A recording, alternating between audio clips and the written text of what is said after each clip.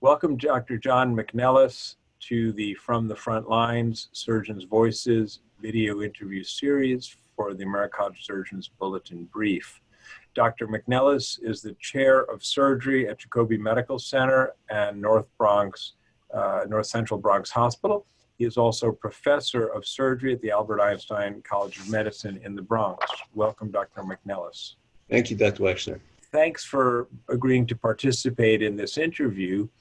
You've recently gone through a survey just pre-COVID for the Red Book, which of all the various ACS programs has most likely been the least surveyed and therefore perhaps the least well-known to our viewers and listeners. But before we embark upon discussing the specifics of that survey, perhaps you could tell us in which other ACS quality programs Jacobi is accredited. Yeah, Jacobi is a level 1 trauma center, so we're verified by the American College of Surgeons, Csuite. Breast certification from the NSPBC, I'm always mixing up the numbers. We have bariatric certification, and we have COC, Committee on Cancer.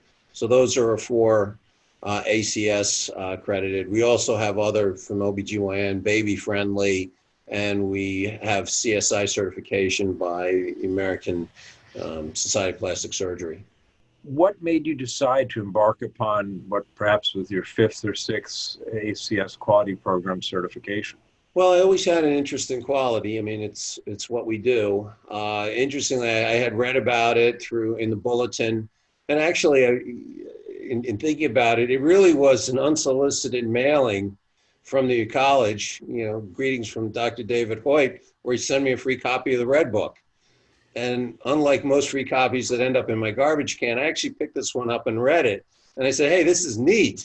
This is what I've been looking for. I mean, I had some books on surgical quality, and I have 11 divisions, and I was trying to find some way to bring it all together. So I started reading the Red Book, learned about that it was going to be an upcoming certification, not quite a certification, but a visit, more consultative. And I started talking to the various other chairs at the health and hospitals. The other chair who got involved in it, who will be having a Red Book visit, is Mark Wallach at Metropolitan. So Mark and I pushed it, as well as NSQIP, which we already had, to the perioperative council of the entire health and hospitals.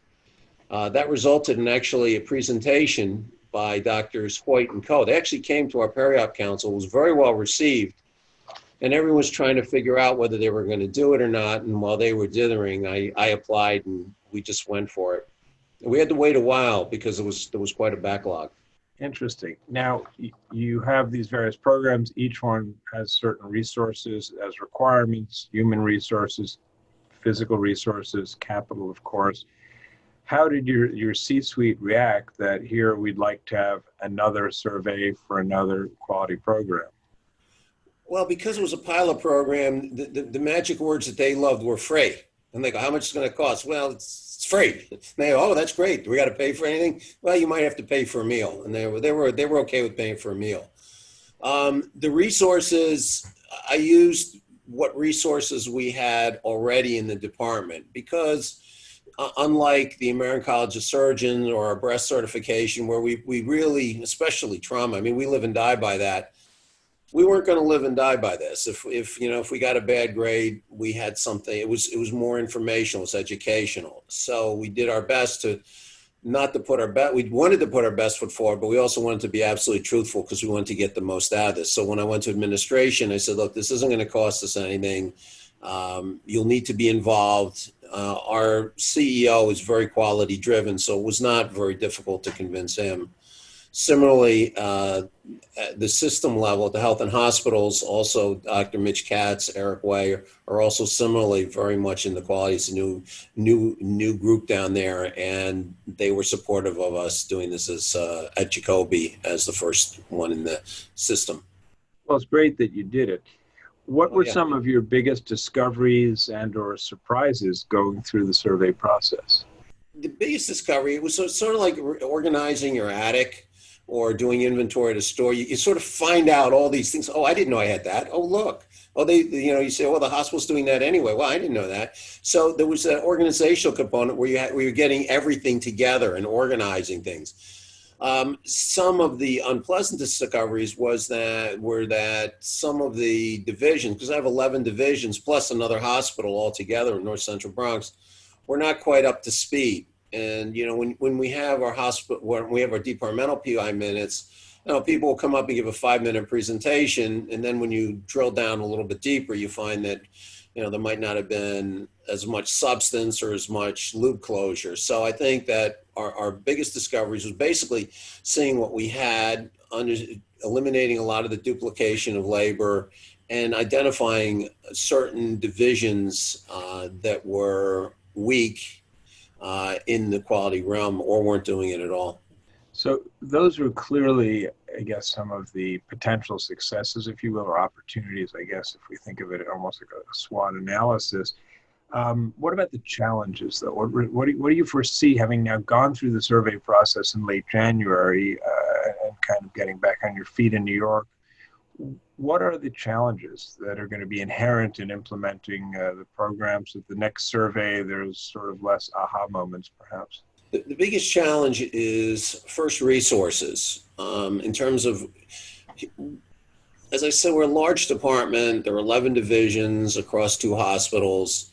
And in terms of support, I have a nurse who's essentially dedicated to NSQIP, because we got on the NSQIP program, who will do some of the quality data gathering. So one is resources, getting data.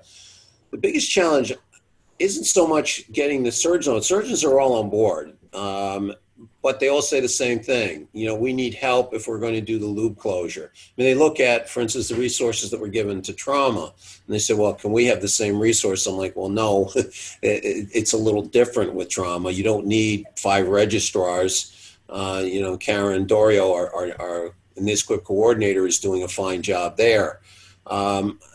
Probably the biggest concern is the concept of the surgical quality officer, which the more I look at it, becomes a full-time job. And on one hand, you want an active surgeon, but that's almost half their work, just doing, making the criteria for SQO. So one of the things that we're discussing is possibly dividing that job into 2 based on specialties. I see that actually as the biggest challenge. Getting buy-in from the surgeons, not so much. They're all on board. Dividing it into 2 by specialties means certain specialties would report to one individual and certain others are different individual, or do you divide the elements of quality? At our hospital, all the surgical divisions, and same at North Central Bronx, all the surgical divisions, except for oral maxillofacial surgery and gynecology, report up through surgery. That would include orthopedics. So basically have one person handle the subspecialties, which are quite busy, especially ortho. And ortho's done some good work on their own, but having someone oversee ortho, GU, which is another busy service, otolaryngology, podiatry, et cetera. And then what we consider sort of the classic core surgical department, which would include general surgery, trauma, which has its own PI, but they would report up general surgery, trauma, vascular, and thoracic, have a separate leader, a separate SQL. Given our volume, that might work better. You had your site survey in late January, perhaps a month before the pandemic hit New York, perhaps a little bit more than a month. Can you tell us a little bit about the experience, just to shift gears? Tell us a little bit about your experience with COVID-19. Yeah, I'll answer that 2 ways, departmentally and personally. Departmentally, we got a report just as the pandemic was hitting us, because they were there. We got our summation, and then we got a report, which was very comprehensive and very helpful, on March 10th. And then by the 15th, we're shutting down the ORs. I think that question of inventory was very helpful, because knowing where all the resources were, who exactly was doing what we needed, we were able to shift the resources very quickly to concentrate on COVID and leave certain areas free. Now, there's something on the slide where I quote Dwight Eisenhower, who's made a lot of good quotes that he never gets credit for, but he says, in wartime, plans mean nothing, planning is everything. And that's exactly what we ran into. Any plans we might have had went right out the window. But the fact that we were planning was very helpful. I think it helped us. I actually felt myself getting sick, and I had jinxed myself by telling my wife, hey, I got the flu shot and I've had a remarkably healthy winter. And then 2 days later, I had a temperature of 101 and I knew something was up. I initially tested negative, but I didn't believe it. But during all this, I started making plans, and with the help of with my staff, we're now fully engaged. And just it's interesting going through that process where you have everyone in the department involved, kind of engages them at least on a psychological level. So when I went out for good, and I was out about a week before I got admitted to the hospital, things kicked in, at least on the physician and the patient care area. Now, there were things, some of our hospitals got absolutely overwhelmed, and for a short period of time, it was war here. My own personal experience, like every other surgeon, I thought I'll be better tomorrow. I'm going to go in, I'll be better tomorrow, and then I'll just give it one more day. And then it just got worse to the point where, kicking and screaming, my wife, at the urging of my own doctor, brought me in, and my colleagues here brought me into Jacobi, and I had a temperature, got sick in the emergency room, and had a nasty looking x-ray, and was admitted to the surgical ICU, which was a nice vacation. Well, I'm glad in retrospect you can think of it as a nice vacation. How long were you in the hospital? 7 days. I left from the ICU. It was an interesting experience, because it was hard for me to believe that I was actually in my own hospital, because it was only the second time I've ever been hospitalized. A lot of the nurses caring for me were from out of town. So, and it was, it was a very disorienting, but then the people who were taking care of me, who I entrusted my life to, and I'm not being dramatic, I entrusted them with my life, and they pulled me through, were my colleagues and friends. There is one, if you have time, one curious anecdote I tell in the ACS presentation about how I was lying in bed, and when you're not at home, you lose perspective of where you were. I knew we were in the hospital, but I thought I was in the call room, and it was a bad night. It was code after code, and then they called a surgical code, a code on one of the surgical floors, and I tried to get up out of bed to respond to the code. Ripped out all the monitors, saturation drops in the low 80s. Nurse gets all upset with me. It was an experience. I guess that's reflex behavior inculcated after decades of being a surgeon. Yeah, I'm in the hospital. I can only be in the call room. Where else am I? Other than the call room or my office. That's quite an interesting story. You were, as you say, kind of in a war for a short period of time.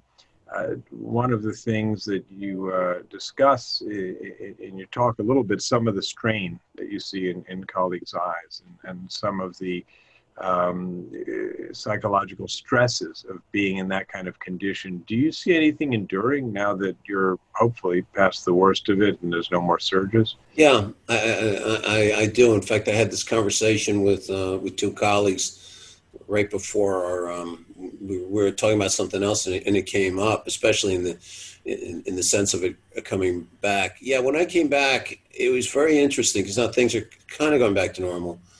When I came back to essentially a different hospital than the one I left. I went from a tertiary care trauma center to a COVID hospital, and I had to kind of relearn some things. Now, I'd been reading while I was out, and I wasn't 100%, but I was good enough to do some things. And one of the things I did was I looked around and saw the kind of the look in my colleagues' eyes. There were some that were shot. In fact, one of the ones who was working the hardest, as soon as I got in, I went to the CEO, and because he didn't want to go, and we put him off for a week. We just said, it's not going to cure you, but you need distance. You're off for a week. And then we did that in rotation, started sending people out, because you could see it. And I let them talk, I let them talk it out. And some are still, especially the ones that were here during the worst, when it was code, rapid response code. I mean, when I was in the hospital, it was one of the most frustrating things, listening to one code after another and knowing that couldn't do anything about it. Well, I'm glad you came through it in good health, and by the looks of it, you're back at work in your office. Yeah, and I've been back for a while.